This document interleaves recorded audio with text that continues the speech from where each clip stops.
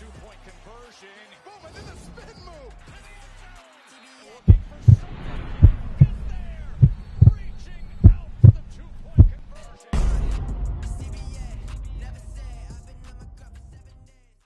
All right, we here. This is Go for Two, part of the Random Rants network, I guess you could say. We're here to talk about a little football today. It's your boy Kenzo. I'm here with Reese. We're going to talk a little football. You know, camp starting, preseason around the corner. So we're going to get into Xavier Howard talk a little bit, some Aaron Rodgers talk a little bit, and maybe a little Des Bryant sprinkling. So let's talk Aaron Rodgers first. Man's came out with a press conference. He said a lot of things, but first of all, he said it wasn't about the money. He said he wanted input because he didn't just bring up this year or last year. He bring up a lot of stuff. He said, you know, for the last couple of years, they've been letting go veterans and they've been doing them dirty, in his opinion, basically. He also said he felt like if he had some input, that wouldn't have happened, and it wouldn't have happened like that. Help the organization maybe learn from them some of the mistakes in the past, in my opinion, about the way that some of the outgoing veterans were treated, and just the fact that we didn't retain a number of players that I felt like were core players to our foundation, our locker room, high character guys. I'm talking about Charles Woodson, Jordy Nelson, Julius Peppers, Clay Matthews, Randall Cobb, James Jones, John Kuhn, Brett Good, TJ Lang, Brian Balaga, Casey Hayward, Micah Hyde, guys who were, you know, exceptional players for us, but great locker room guys, high character guys. Many of them who weren't offered a contract at all, or were extremely lowballed, or were, you know, maybe in my opinion, not given the respect on the way out that guys of their status and stature and high character deserved. So the chairman already replied, I believe. He said Aaron Rodgers does get input. Like, they listen to him talk. They just haven't followed his advice, basically, at the last step. Like, okay, this is what Aaron want. I see what he's saying, but this not what's best for business. I guess basically that's what he's saying. So sounds about right. Let's start right there. We got a little bit of other stuff to talk about Aaron Rodgers, but let's start right there. How you feeling about the press conference that he just dropped and the whole fiasco we've been dealing with all summer? Look, I'm an Aaron Rodgers guy, so I can't knock him. And he made some really good points. You know, the way they let go of Charles Woodson, Micah Hyde, Clay Matthews, you know, just to name a few. He basically pointed out the way they was being treated, you know, as far as the veteran guys who put the team on their back and, you know, actually roll with them, you know, good leaders, things of that nature. You know, the things you need to create a Super Bowl winning team.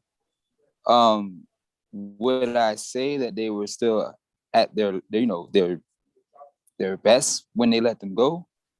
That remains, I mean, you really couldn't say. The way they let them go, was it fair? No, not at all. And the fact that he said none of them was even given extensions or even offered contract talk, like, I can understand that. As far as his wanting input, as far as, you know, free agency, I can understand that. You're quarterback. You know, you want to have say over who you get to throw the ball to.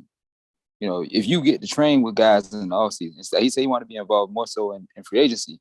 And like he said, Green Bay is not like vacation spot, you know, that people will want to go to. It's not Miami, it's not California. So, you know, people literally going to be coming there to play with Aaron Rodgers. They're going to play with the name of Aaron Rodgers. So he would be the biggest attraction for the team. So who better to listen to when it comes to free agency or even when it comes to drafting? You know, who better listen to than the guy who is going to be throwing these guys the ball? Do I think he should have an opinion on the defensive side? No. But as far as offense, hey, can this guy, what do you think about this guy as a receiver? Well, I worked out with him. I think he's, you know, he'll be clutch when I need him most. Yeah, you want that. That's what you need. And that's the insight you will want from your quarterback. And I feel like, you know, they didn't do it. I don't think it was so much what's best for business. I think they just got a bunch of bonehead coaches. I mean, a bonehead GM. Even let's since we diving into it, let's also go into what is his name? Gudenhurst, the GM. Yeah. Like what he said when it was like, oh, did you relinquish? Are you relinquishing, you know, personnel responsibility? He's like, I'm not relinquishing anything. Instead of him just going ahead and taking, you know, the PR answer and say, you know, Aaron's input, you know, is important to the team. This is a guy he was very high on. You know, we brought him back because we feel like he contributed to the team. We're all locked in about winning the Super Bowl. You know, anything of that nature. Instead, you had to defend that he had not relinquished his personnel decisions to Aaron Rodgers. Right. To me, the whole situation could easily been, avoided. All you do is take the man's words in consideration. Yeah, he would hear you out, but you didn't listen to him at all. I think a big part of it is Jordy Nelson. A lot of this is that's two things for me about this whole situation, because this is an ongoing situation. It's two things. One, we're not gonna talk about the defenders that they've let go and stuff like that, because that doesn't affect Aaron as much. You could say, yeah, of course, it's a team game, all that, but he hurt when Jordy Nelson left, and that's why they just they bring in Randall Cobb, because he asked for that. That's on the strength of Aaron Rodgers' word. He want Randall Cobb back, and a lot of people talking about, okay, Randall Cobb, and then you got Devontae Adams, and what we gonna do now? So what I want, how far you think, as of right now, I know it's still early days, how far you think the Packers gonna go? But before we get there, there's also the other thing. A lot of people made a big deal about this, and it seemed like Aaron made a big deal about this when they drafted a quarterback. He was like, fuck y'all doing? Y'all got me. But I mean, certain coaches will tell you, certain areas tell you. I believe it might have been the Patriots who I heard this from. You draft a quarterback every year. You don't draft them all the way at the bottom, because then that's knowing you never gonna use them. But you draft them in the third, fourth, fifth round, depending on how strong the draft is. You should do that every year, according to some GMs. I've heard this from Charlie Casserly. I think he said it too. A couple people say that. So Aaron was a little hurt by that. He's like, we could have got something else. Again, I think they got a couple young receivers. Not too bad. I don't know. I mean, when you look at it, how far we thinking the Packers gonna go? I know the season's not started yet, but how far? Playoffs. I mean, they made it to they got to NFC Championship. I don't see why they can't get back. And they only really had. I mean, we're gonna really put it out there. The main guy you kept hearing about, the same person over again, Devontae Adams. Valdez Scantling is there, but Scantling there. But now, so if you putting Scantling, Adams, and Cobb, and we know Cobb can listen. At the end of the day, what Cobb is good at is finding a hole in the zone and learning how to sit, and he's good at run out the catch. Right. So you giving him a weapon. Regardless of how you slice it, he's getting a weapon. Do I see them going Super Bowl? No. Making the playoffs? Of course. NFC Championship? More than likely. I mean, really, who's competing with them? The only other team out there is Tampa Bay and the Rams.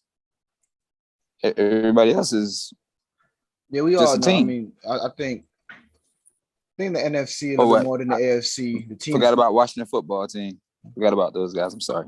No disrespect. I think they got something over there. I think the NFC East is the biggest joke in the whole league. And I think the thing about the NFC more than the AFC is the teams eat each other more. It's just the seeding ends up weird in the NFC more. The AFC is like, okay, expected. NFC is like, you never know. So, I mean, roll of the dice. Yeah. So when that happens, it's harder to plan for, but as long as you get in the playoffs, once you get in where you fit in, win the division, that's it. Which is, I think the Packers could do. I think they could win that division. It's not that big of a problem. And that's what I'm saying, because it's not like it's a lot of competition for them to outdo in their division, so they can make the playoffs. Right. Now, as far as get to NFC Championship, I can see it because, like I said, they did it last year, and they really only had one guy getting open. So now you're gonna have two guys. Which probably gonna open up Valdez Scantling more also. So you're gonna have three guys that can basically two that can stretch the field, one that can sit in the zone. They're gonna be a great safety blanket. You don't forget about their running back, who was ridiculous. I think they got two of them. So two solid backs. So they pretty much got a really good offense brewing there. As far as defensively, I haven't really been paying attention to their offseason moves. But I mean, they were never really the strongest defensive team. So I mean, they did enough to win games, and that's all you need. So I could see them in NFC Championship again against the Buccaneers or against the Rams. The way the offseason has been going lately, the older I get, the more I do this. When we get to the end of the offseason, I see what everybody did. I give them a little grade in my own head, see how good that is. I ain't got time to be keeping up with the offseason, every single move. When I was younger, like, oh, this happened. Like I wouldn't exactly like so. One thing I ain't mentioned in the intro that we got to talk about. It's the most breaking of breaking. Actually, it's more breaking news than Aaron Rodgers. So let's get into that now. The Colts. Carson Wentz is out. And Indefinitely. So is in Eason, not we, because I ain't a Colts fan, but in Eason we trust. Is that what we're doing? Or what we think the Colts looking like? I mean, they ain't got no choice. They're gonna go sign a quarterback now. But I'm saying, how far can Eason take? I mean, they still got. I don't know. They still got talent on their side of the ball. Yeah, they still got talent, but how much we trust in Eason? Because Eason ain't Carson Wentz. We could say that for sure. Well, we know they're gonna handcuff him. So it's not really an Eason we trust. In Eason we manage. So ain't nothing wrong with a game manager. Exactly. They're gonna run the ball. They're gonna throw in opportune times. Right. And basically they're gonna be they're pushing on a prayer, basically because the guy's not proven. And I always say the same thing about every rookie. You're not proven, so nobody cares. I don't care who you draft. Like, I like Devontae Smith. I don't care what he did in college. I don't, because I need to see what he's gonna do in the NFL. Everybody's career in college does not translate to the NFL. It don't always translate. Systems make differences, all that other stuff. So it's just a lot of things to consider. But again, hey, they styles not too dissimilar, but the Colts thought they had Carson Wentz. But then you also got to look at this. Yeah, but you know what? And people give Carson Wentz like a really bad rap, but he got dog in him, and that's the thing that made him worth keeping. And yeah, he'll try to play through whatever. Obviously, he can't play through this, so it's not gonna happen. But I don't think he's gonna be the. Hopefully, he won't be that selfish type quarterback who, okay, I'm hurt, so I'm not gonna help the guy coming up behind me, my backup. If he helps that guy, he helps the secondary quarterback, the one that's gonna take his place. I mean, who knows? They could probably end up winning their division. I don't think they will, but they could potentially win their division. So that's crazy, but it's right on schedule. I mean, Carson Wentz. Finally, everybody rooting for him, thinking this is gonna be his big break. He got it. It hurt. Yeah, I would call that a really disappointment of the season. You said disappointment of the season. That's for me. I mean, the disappointment of the season. So far he got it easy because the season ain't started yet. He got it, for sure, for so far. But he's out indefinitely. So I mean, he's probably out for the season. Probably. So this is what I'm saying. He just got there. I was looking for because I'm a Carson Wentz guy. Also, I like Carson Wentz. So I was looking forward to seeing him like making Philadelphia eat crow. Right. Nothing against what's the quarterback they used to play him? Hurts. Jalen Hurts. Nothing against that guy, but I like Carson Wentz. I think Jalen Hurts is a great example. What my next point was. So let's say, because remember it's indefinitely, so that means we don't know how long. And like you say, he got that dog in him. What if he come back early? Yeah, right. Exactly. So I've always had to think about against like if Easton take this team to the playoffs. Like, now I'm not saying the defense play really good in Easton game. If Easton if he wins 2 games at the end of the season, if he gets into the playoffs, carries the team, then and Carson getting back better at that time. Personally, I've always said ride with the guy who got you there. That's just my take all the time. Hey, that's the same thing I said when Dak and Tony Romo. I was at ride with Dak. Don't you put that Romo guy in there because you're gonna throw him off. And Carson Wentz get healthy. I'm sure Carson Wentz. If he feels like he should start, if that guy is carrying the team, it makes him a douche. I'm sorry. Hey, the young guy it's his time. You go in next offseason. If that means you got to find for that spot, whatever it may be. But your team, you got the hot hand. You roll with it, and that's why and that's crazy because that's something I always appreciated about the Patriots. They don't care. It's roll with the hot hand. You got the hot hand. That's who playing. Just that simple. So Set had his little moment to shine. Everybody had their time to shine. Exactly. We're not gonna go into Patriot shiners because no. I still remember that guy, Matt Castle. Remember, I'm a Chiefs fan. We paid that boy a lot of money to do absolutely nothing. Hey, man. Be a disappointment. It was crazy. So, that's why you don't buy off. Yeah, man. You can ride the hot hand during the season. That don't mean pay for the hot hand. We done seen that happen after how many times we done seen it. Got too many examples for me to even list. So we got a little what we got next in this little free agency right before the season started. Your boy X, throw up the X. He was playing for the Ravens last year. He said he want to come back. So where we think he gonna land and where can he make the biggest impact? Maybe not the biggest, but a good input? Listen,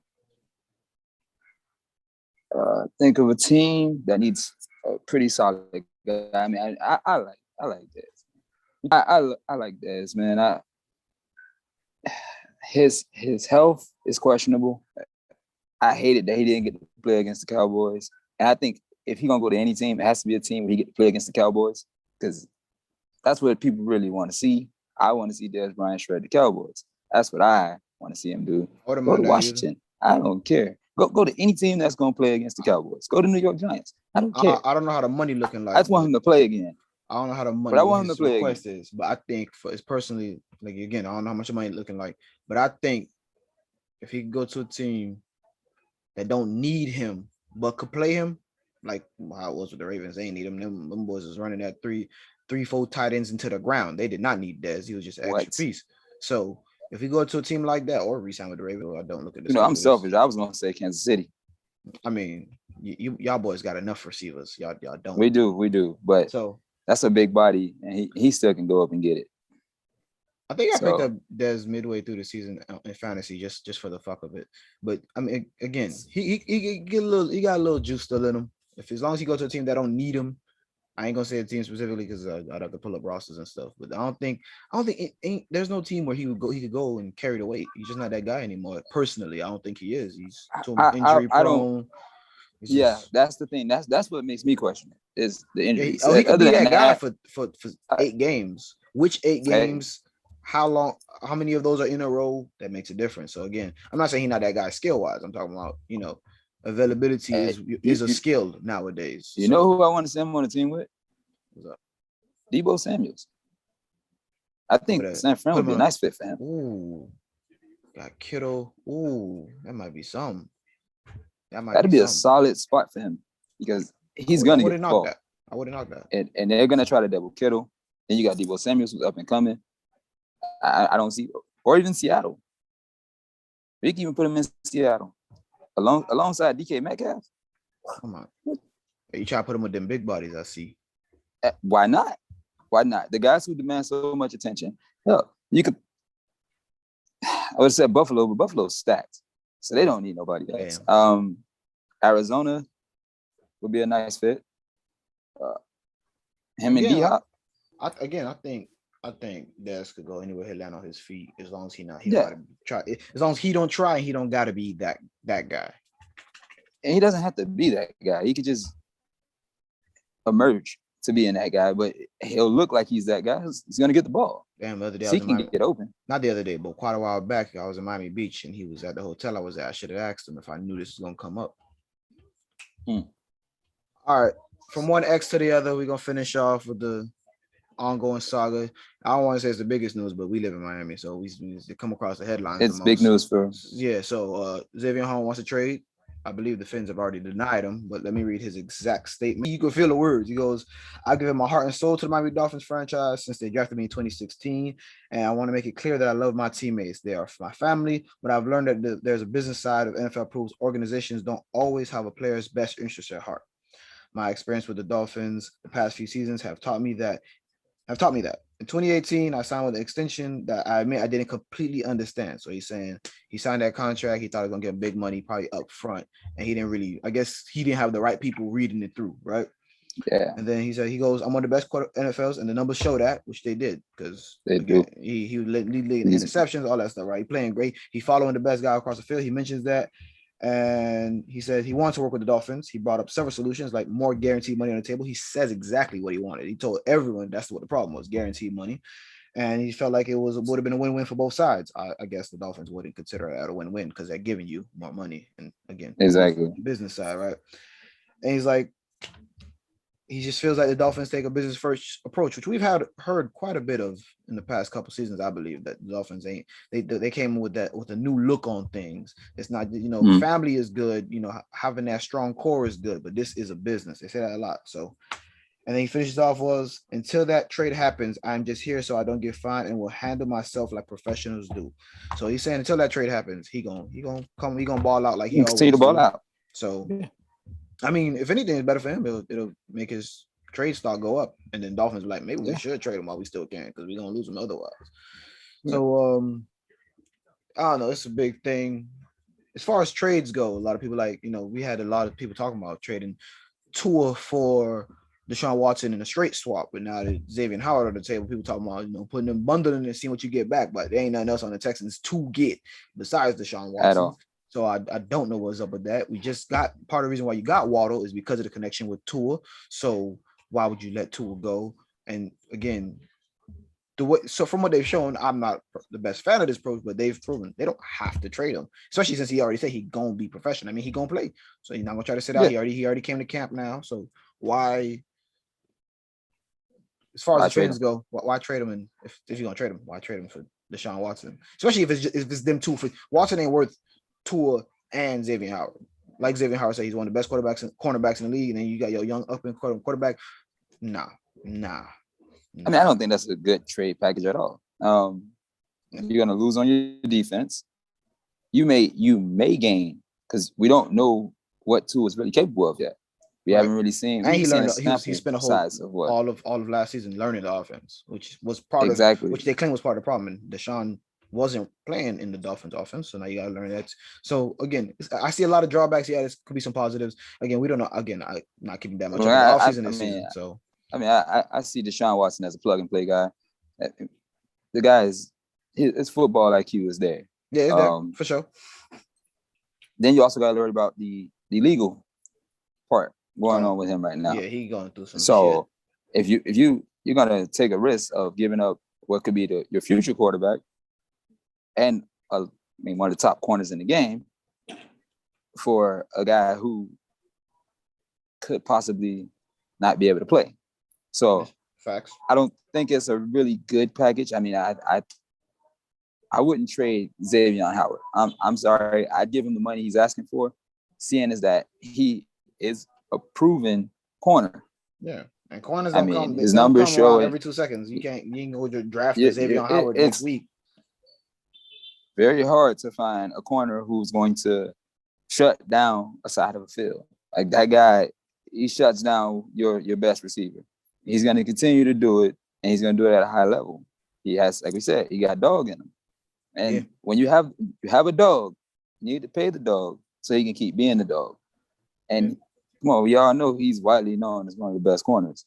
Yeah, up there with Jalen Ramsey and there's already having. I didn't look at who the teams were. Jair Alexander. I did bare minimum research, but they did say 2 playoff teams already asked the Dolphins what it's looking like. So I mean, if I'm Kansas City, which you are as far as this goes, which you are. I sure am. I'm a Kansas City guy, and we know defense was not our strong suit. Right. So with that being said, we need that guy. I mean, he would be a great piece on our team. I know that, shutting down people. So hey, I would go with as a Dolphins fan. When a guy want to stay with you, especially with the playoff drought, yes, we've been a lot better. Listen, if a guy want to stay with you and he want to help get you into the playoffs and win some games in the playoffs, because yes, the last time we made it, we didn't win it a game. If a guy wants to, and then this playoff team sniffing around, and they probably, and since when you getting traded, you talk about, well, okay, what about the contract after that? And they're gonna give him the money he wants, because why would they ask for the trade? They think they're just gonna give it to him later. Why would he choose you now? So he's choosing you. Let him continue to choose you. Give him that opportunity. Don't go. I understand business first. I do. I get it. This football is a business. But he couldn't. Ain't no way he was asking them to go broke for just him. I just don't see that. Like, how much money could he have been asking for? I'm pretty sure he's not asking for money that's gonna break the bank on the Dolphins. I don't think he's a selfish player. But like you said, when it comes to business, you as a football player. It's not the NBA. It's not baseball. Right. So it's like they said, NFL stands for not for long. Right. So he's playing at a high level. He's played at a high level. He deserves his money. Why not? Especially if there's other corners out there getting their money and they're not even on the same level. Right. He's above them. So I would pay my guy, especially since he's homegrown. He's really good. I mean, he's top notch. The only thing is, the one thing I can say, once some people get their money, they lose that dog. That's true. I don't think he will, And maybe that could be the worry that, he gets his money, he gets lackadaisical, he doesn't play the same. I could see that, but I mean, Right. This happened. We've seen happen. You but see how good again, players it's the play. NFL. Again, let me think about it. It wasn't a contract year. A lot of times when we talk about those players is when they have those great years in contract years. This wasn't a contract year for him. He signed his extension already. Oh, definitely. So he was, and he had arguably his best season. So again, I think Dolphins should cough up the bread. Who else you gonna give it to? You saving it to give it to her later? What's going on? Give the man the money. There's nobody to give it to. I'm sorry. I'm not a Dolphin guy, but I look at their roster. Who you really gonna want to pay? I mean, he's their best player. Yeah. Like that's hands down. I don't see anybody else competing on his level. And even if you look at their whole team, just the whole landscape of their team, I don't see a guy who's more deserving, especially when it comes to the defensive side of the ball, because he's not giving up anything. Right. I don't know about the guy on the other side of him. I think it's Byron Jones. Yes, Byron Jones. I don't know how much he's getting paid. I don't know if he's making making more than him. I don't know if he's making more than if he's making close to. If he's making close to that Xavier Howard, that's probably how. Then he deserves his money. Yeah, that's how these conversations get sparked. Because if you gotta look at, they just signed him and he getting paid all that money. Like, look over your shoulder. And I've been here. Exactly. Hold up. I need to get my money. And that's the thing. I don't feel like it's ever selfish when a player want to get their money, especially if it's from the team that they want to stay with. Not in football. No, not in football at all. Hell no, not in football. Unless you haven't played up. Unless you haven't played up to the money you're asking for. Yeah, that's different. If you obviously thinking you hot shitty, you not. Like if Johnny Manziel come back in the league right now and the man maximum contract, then we talking about they're gonna look at him. Go back to Canada or the AFL because you obviously exactly because you ain't proving nothing here. Exactly. But, so that's the same thing. And even let's say, for example, if Tua wanted money, you haven't proven anything. Yeah, you ain't doing that yet. You haven't proven anything. I'm gonna give you no money. So I would take the guy, like you said, he was drafted in 2016. Yeah. He had a contract extension. 2018. I'm sorry. No, he drafted 2016, contract extension in 2018. And had a contract extension in 2018. Yeah. Okay. So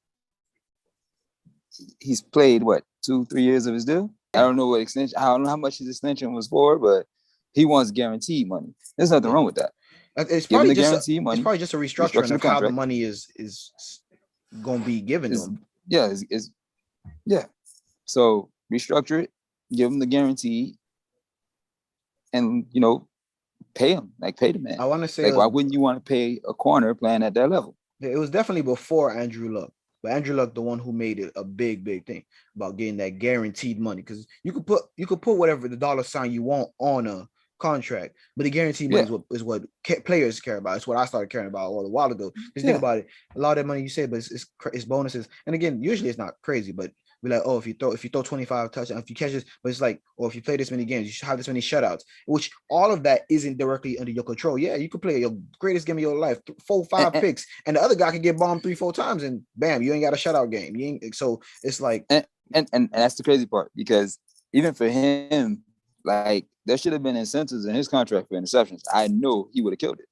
Yeah, because look at the guy he bought out. So if I'm him, I want those incentives. I want my guaranteed money, because what I did in the past few years that I've been with this team, there's no other player doing on this team. Exactly. So why not pay me? You want to pay other people to come in? That's great. That's fine. Now give me my money. So I can understand where he stands with that. I don't blame him at all. I would go back and forth. Me and the Dolphins have a whole hell of a problem. And if not, trade me. If you're not going to pay me, then trade me. Somebody will. That's the stance on it. At the end of the day, if it's like you said, it's nothing personal. It's a business. And the business side of it is, I'm not going to waste my talents here. I'm not going to win a Super Bowl. We already know that, because we're not at that level. We're basically a startup company all over again. You don't have the roster to win a Super Bowl. So put me if you're not going to pay me to stay here and basically be average as far as a team, then send me somewhere else or let me go somewhere else. I ain't say release me. I said trade me. That means go get what you can for me. Yeah, I mean, even then, you still getting something. You trade me. All right. Exactly. You trade me. You're gonna get something. You're gonna get value. That's facts. This been Go for Two, part of the Random Rants podcast. That's Reese. I'm Kenzo. Our boys. Like, share, Easy. subscribe to the channel.